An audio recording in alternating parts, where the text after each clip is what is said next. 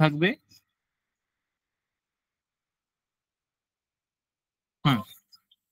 দেখো স্ক্রিন দেখা যাচ্ছে? হ্যাঁ হ্যাঁ স্যার। এই ভূধাতু করতে গেলে, মানে সরি, ভূধাতুর ভূধাতুর যে লট লকার, সেই লট লকারের যে রূপ আছে, হুম, ভূধাতুর যে লট লকার, সেই লট লকারের যে রূপ আমি লিখে দিচ্ছি এখানে।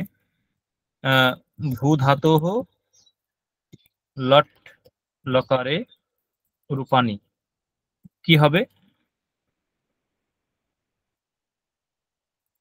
ভবতি, ভবতঃ, ভবন্তি,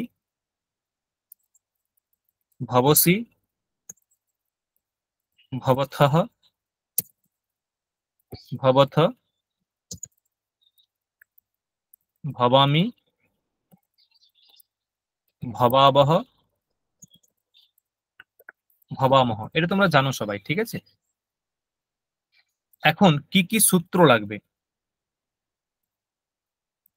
ভূধাতোঃ বা ভবতি ইত্যस्य কৃতে অপেক্ষিতানি সূত্রাণি।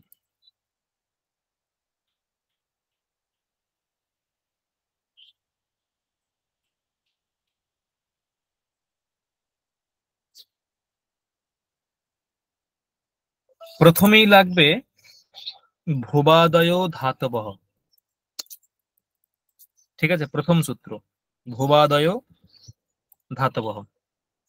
এর অর্থ কি? এর অর্থ হচ্ছে ভূ প্রভৃতির ধাতু সংজ্ঞা হয়। ক্রিয়ার বাচক ভূ ভাদিগণে পঠিত ভূ প্রভৃতির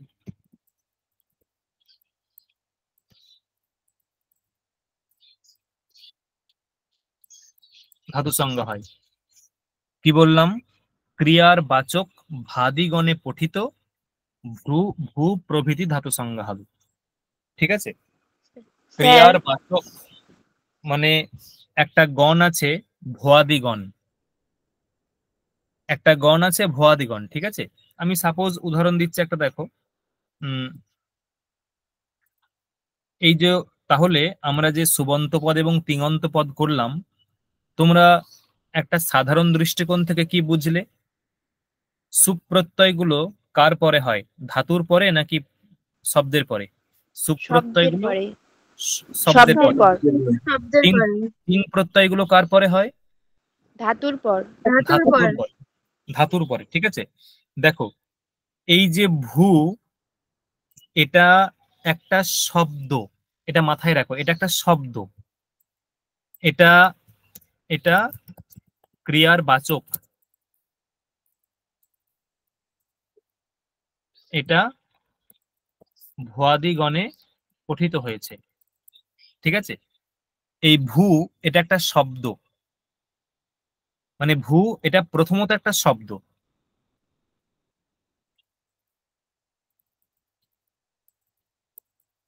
ঠিক আছে? প্রথমত একটা শব্দ ভূ। এবং কিরকম শব্দ? এর কিছু বৈশিষ্ট্য আছে। এই ভূটা ক্রিয়ার বাচক না। ভূয়ের অর্থ কি? ভূ ধাতুর অর্থ কি? সত্তা, হওয়া। সত্তা, হওয়া নয়, সত্তা, ঠিক আছে? সত্তা। তাহলে ভূ হচ্ছে সত্তা ক্রিয়ার বাচক, ভূ মানে সত্তা ক্রিয়ার বাচক। এবং ভূ এটা ভাদিগণে পঠিত হয়েছে। তাহলে দেখো, তুমি কিন্তু তুমি কিন্তু যে কোনো শব্দের পরে তুমি এই যে কোনো শব্দের পরে তুমি ইয়ে করতে পারবে না, ওই তিং প্রত্যয় যুক্ত করতে পারবে না, ঠিক আছে? তিং প্রত্যয় যুক্ত করতে পারবে না যে কোনো শব্দের পরে। ধরো আমি একটা বললাম যে ইয়া, ইয়া, ঠিক আছে?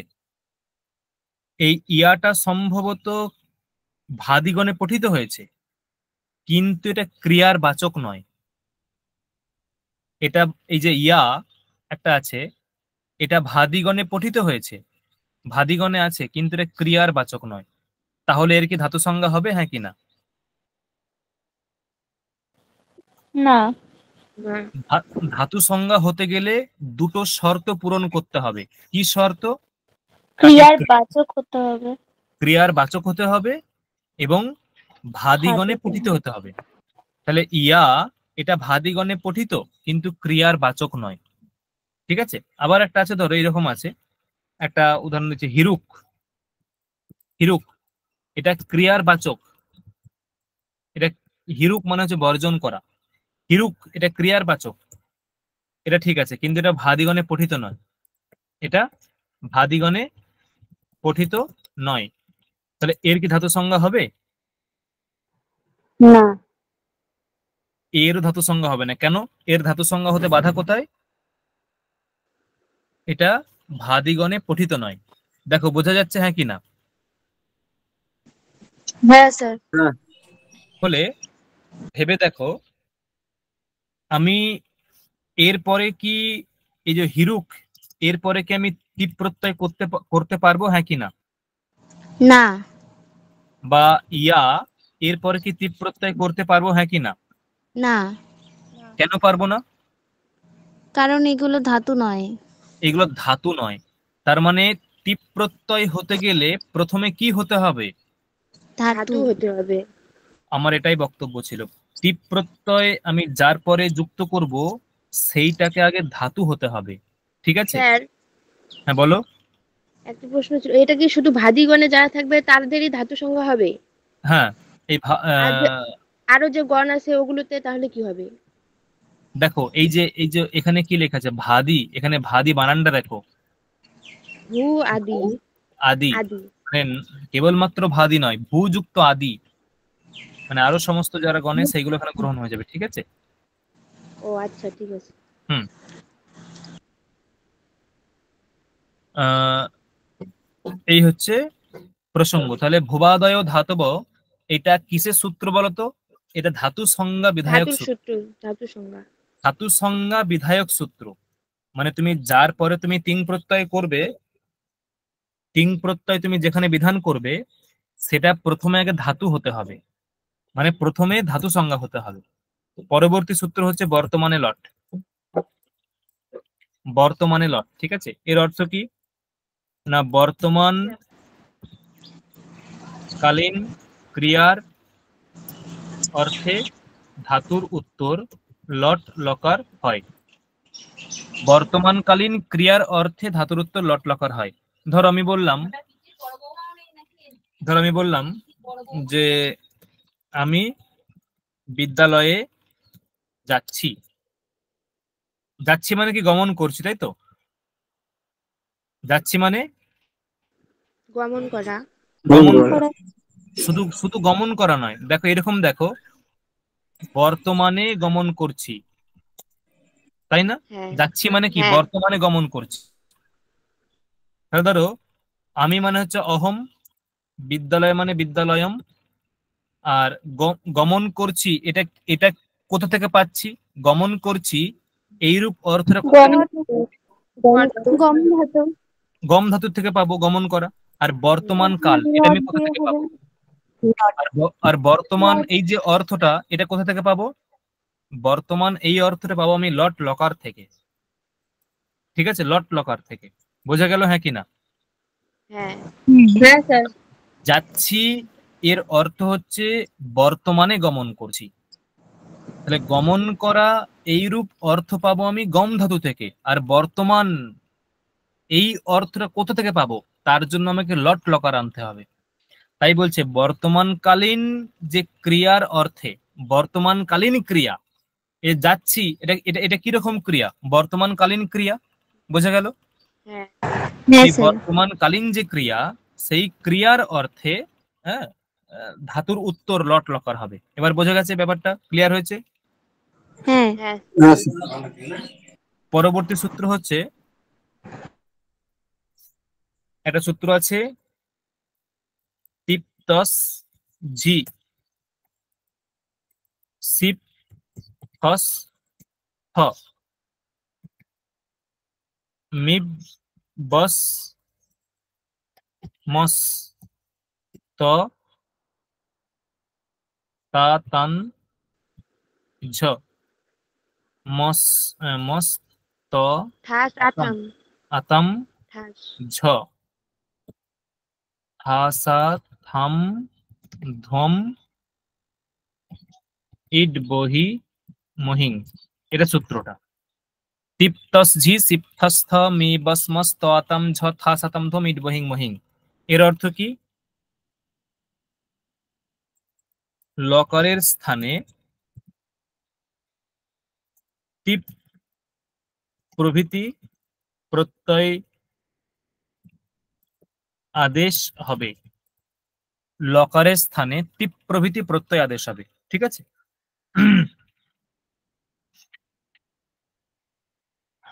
আমরা দেখবো আস্তে আস্তে। লকারের স্থানে টিপ প্রভৃতি প্রত্যয় আদেশ হবে। পরবর্তী সূত্র হচ্ছে, একটা সূত্র আছে তিংশিত সার্বধাতুকম। তিংশিত সার্বধাতুকম।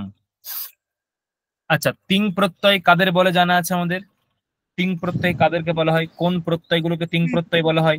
নিশ্চয় জানি। তিপ্তস জি, হ্যাঁ এই যে তিপ্তস ঝি সিপ্তস্থ মি বসমস ত আতাম ঝ থাস আথাম ধম ইট বহিং মহিং, এই যে 18টা প্রত্যয়, এই 18টা প্রত্যয়কে একসঙ্গে বলা হয় তিং প্রত্যয়। তাহলে তিং প্রত্যয় হচ্ছে 18টা। আর শীত মানে কি? আমি আগের দিন বলেছিলাম, কে বলতে পারে শীত মানে কি? তালবস্য ইট হয় যার। তালবস্য ইত হয় যার। শীত মানে তালব সকার ইত যার। তাহলে কিত মানে কি? ক ইট হয় যার। ককার ইত যার। তাহলে মিত মানে কি? মকার ম ইট যার। যার। তাহলে তাহলে দেখো এখানে এই যে তিং প্রত্যয়গুলো, যেগুলো তিং প্রত্যয় এবং শীত, যেটা শীত, তাদের একটা নতুন নামকরণ করা হচ্ছে। যেগুলো তিং প্রত্যয় তাদেরকে একটা নতুন নামকরণ করা হচ্ছে সার্বধাতুক প্রত্যয়। যেগুলো তিং প্রত্যয় তাদেরকে নতুন নামকরণ করা হচ্ছে সার্বধাতুক প্রত্যয়। এবং যেটা শীত মানে যার তালব্যস্যকর ইৎসংজ্ঞা হবে, তাকেও বলা হবে সার্বধাতুক প্রত্যয়। দেখো বোঝা গেছে হ্যাঁ কিনা? হ্যাঁ হ্যাঁ তিং প্রত্যয় সমূহের এবং শীতের সার্বধাতুক সংজ্ঞা হবে। তিং প্রত্যয় সমূহের এবং শীত এর সার্বধাতুক সংজ্ঞা হবে। পরবর্তী একটা সূত্র আছে কর্তরি সব। কি অর্থ?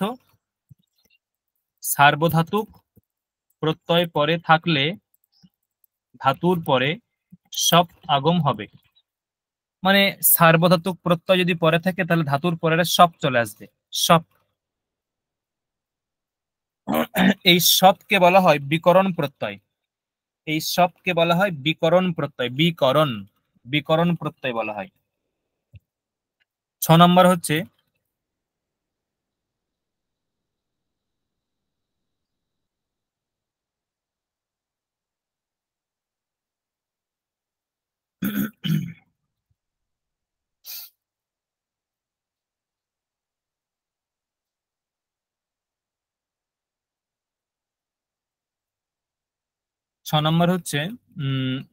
আচ্ছা আরো কিছু বলি এখানে। তোমরা ওই ঈদ সংজ্ঞা লোপের সূত্রগুলো জানো? হ্যাঁ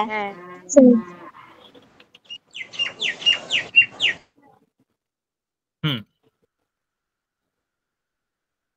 এরা সূত্র আছে সার্বধাতু কার্ধাতু কয়োহ। কার্ধাতু কয়োহ এর অর্থ কি? সার্বধাতুক বা আর্ধধাতুক পরে থাকলে সার্বধাতুক অথবা আর্ধধাতুক প্রত্যয় পরে থাকলে ইগন্ত অঙ্গের গুণ আদেশ হয়। ধাতুর অন্ত ইক এর গুণ হবে। সার্বধাতুক অথবা আর্ধধাতুক প্রত্যয় পরে থাকলে ধাতুর যে অন্তয়িক, সেই অন্তয়িকের গুণ হবে। আমরা যখন করব অটোমেটিক বুঝে যাব, ঠিক আছে। এরপরে আর একটা সূত্র আছে, লাস্ট, এটা করলেই হয়ে যাবে। এচো ইয়াবায়াবহ, এটা নিশ্চয়ই আগেই পড়েছো ফার্স্ট সেমে। হ্যাঁ। এর অর্থ কি না, এর অর্থ হচ্ছে অচ পরে থাকলে এইচ এ এ ও ওই ও এর স্থানে ক্রমানুসারে অয় অব আয় আব আদেশ হবে। অচ পরে থাকলে এইচ এর স্থানে অয় অব আই আব আদেশ হবে। তার মানে হচ্ছে একারের স্থানে অয়, ওকারের স্থানে অব, ঐকারের স্থানে আয়, ঔকারের স্থানে আব আদেশ হবে, ঠিক আছে।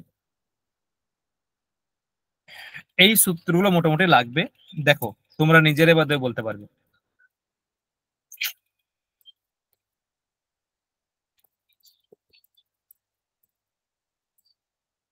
প্রথমে ভূ, এর কি সংজ্ঞা হবে? ধাতু সংজ্ঞা। ধাতু সংজ্ঞা কোন সূত্র দিয়ে হবে?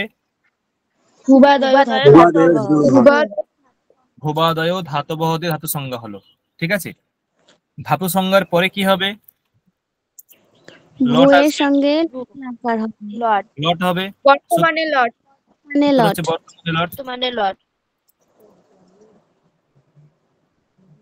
ঠিক আছে। বর্তমানে লট লকার হলো। এখন এইখানে যে লট লকার হলো, এরপরে কিছু লোপের সূত্র আসবে। আচ্ছা, এই যে টকারটা, আচ্ছা অচ আর হল বলতে কি বোঝো? অচ কি হল কি বোঝো? অচ হলো হ্যাঁ, স্বরবর্ণ, হল হলো বাঞ্ছনিক, হল হচ্ছে ব্যঞ্জন বর্ণ। হল হচ্ছে ব্যঞ্জন বর্ণ। তাহলে এই যে টকারটা, এটা হল না অচ? হল, হল। হল, তাহলে অন্তিম হলের ঈদ সংজ্ঞা হয় কোন সূত্র দিয়ে? হলেন্তম। হলন্তিয়াম, একদম হলন্তিয়াম সূত্র দিয়ে তিনেন টকারস্য ঈদ সংজ্ঞা।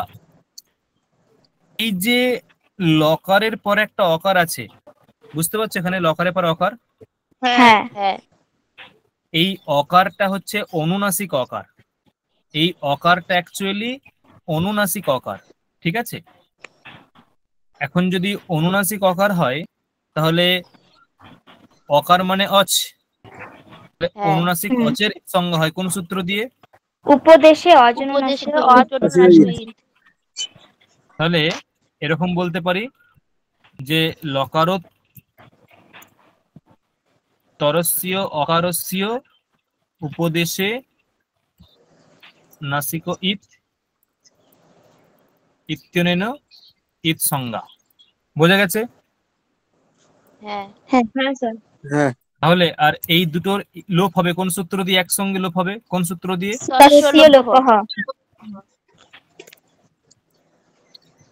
তস্য লোপঃ ইতি দ্বয়োঃ লোপঃ। ক্লিয়ার? হ্যাঁ। থাকলো কি? ভূ ল, এটা থাকলো। লয়ে ভূ ল হলন থাকলো না। এখানে দেখো, এটা ঠিকই বলেছে লয়ে হলন্ত হবে, কিন্তু লয়ে হলন্ত হবে না। যদি লয়ে হলন্ত দি, তুমি ল টাকার উচ্চারণ করতে পারবে? না। এখানে অ্যাকচুয়ালি লয়ের পরে যে অকার, সে অকারটা লোপ হয়ে যাবে, কিন্তু তাহলে এটা উচ্চারণের জন্য, উচ্চারণের জন্য অকারটা আমাদেরকে রাখতে হবে এখানে। মানে প্রক্রিয়াকালে অকারের লোপ কিন্তু আবশ্যক, মানে অকারের লোপ কিন্তু হবেই, প্রক্রিয়া অনুসারে অকার লোপ হবে, কিন্তু উচ্চারণের সুবিধার জন্য আবার অকারটাকে আমাদেরকে রাখতেও হবে। বোঝা গেছে? ঠিক আছে। আচ্ছা, এরপরে কোন সূত্র হবে? তিপ্তস ঝি, আমরা করেছি তিপ্তস ঝি সিপথস থ, এই সূত্রটা হবে। দিয়ে এখানে লয়ের স্থানে কি আসবে? আমরা প্রথম পুরুষের একবচন করছি, প্রথম পুরুষের একবচন বিবক্ষাতে কি হবে? লয়ের স্থানে টিপ, তাহলে ভূ টিপ, ভূতিপ হলো। ভেবে দেখো এখানে পকারের ইত সংজ্ঞা হবে কোন সূত্র দিয়ে? হলন্তিয়াম দিয়ে, হলন্তিয়াম। এবং তস্যের উপর দিয়ে লোপ হবে। লোপ। থাকবে কি? ভূ তি। ভূতি। এখানে দেখো একটা সূত্র আমরা করেছি, তিংশিত সার্বধাতুকম, করেছিলাম না? হ্যাঁ। হ্যাঁ। তিংশিত সার্বধাতুকম, এই সূত্র দিয়ে কি হবে? গুণ হবে, উকারের গুণ হবে। না, সার্বধাতুক সংজ্ঞা হবে, মানে সার্বধাতুক সংজ্ঞা হবে, সার্বধাতুক হ্যাঁ। প্রত্যয়। সার্বধাতুক সংজ্ঞা হবে। কার হবে সার্বধাতুক সংজ্ঞা? টিপের। টিপের সার্বধাতুক সংজ্ঞা হবে। আচ্ছা, তার মানে টিপ প্রত্যয়টা হয়ে গেল সার্বধাতুক প্রত্যয়, তাই তো? টিপ প্রত্যয়টা হয়ে গেল সার্বধাতুক প্রত্যয়। সার্বধাতুক প্রত্যয়। ঠিক আছে। আচ্ছা, যদি সার্বধাতুক প্রত্যয় হয় তাহলে কর্তরি শব্দ বসবে। ধাতুর পরে যদি সার্বধাতুক প্রত্যয় থাকে বা সার্বধাতুক প্রত্যয় যদি পরে থাকে, তাহলে ধাতুর পরে সব প্রত্যয় আসবে বা সব বিকরণ আসবে কোন সূত্র দিয়ে? কর্তরি শব্দ। তাহলে কর্তরি সব এখানে হবে। ঠিক আছে, কর্তরি সব করলাম, তাহলে ভূ শক্তি হলো। এখানেও সেই পয়ের হলন্তিয়াম দিয়ে ইত সংজ্ঞা হবে, এবং তালবস্যয়ের কোন সূত্র দিয়ে ইত সংজ্ঞা হবে? তালবস্যয়ের উদ্ধৃতি দিয়ে ইত সংজ্ঞা হবে, তস্যের লোপ দিয়ে লোপ হয়ে যাবে। থাকবে কি? ভূ অ তি। অতি। আচ্ছা দেখো তো, এই অকারটা সার্বধাতুক নাকি আর্ধধাতুক? সার্বধাতুক। সার্বধাতুক। কেন সার্বধাতুক? তালব্য হয়েছে। তালব্য ঈত হয়েছে, বাহ, তালব্য ঈত হয়েছে। ঠিক আছে, তাহলে এখানে আমি বলতে পারি সার্বধাতুক আর্ধধাতুক কয় হবে? হ্যাঁ। কি হবে? ভো গুণ হবে। গুণ হবে। ইকন্তে গুণ হবে। ধাতুর যে অন্ত ইক, ইক মানে কি? ইউরিলি। ইউরিলি। ইউরিলি। ধাতু বলতে কি এখানে? ভূ ভূ। ধাতু। ভূ। এই ভূ ধাতুর মধ্যে ইক কোনটা? উকার। উকার। সেই উকারের গুণ হলে কি হবে? ওকার। ওকার। ওকার। বাহ, তাহলে ভো অ তি, ভো অ তি হয়ে গেল। এরপরে কি হবে? এচো ইয়াবায়াবাহ।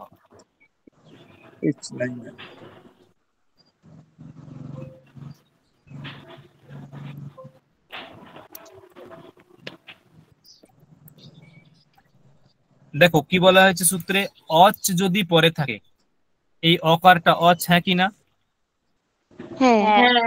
অচ যদি পরে থাকে তাহলে এচের, আমি এটা কারটা ভেঙে নিচ্ছি, হ ও অ তি। দেখো এখানে দেখো অচ পরে আছে, অচ যদি পরে থাকে তাহলে এচ মানে ওকার, এর স্থানে কি আসবে? ওকারের স্থানে কি আসবে?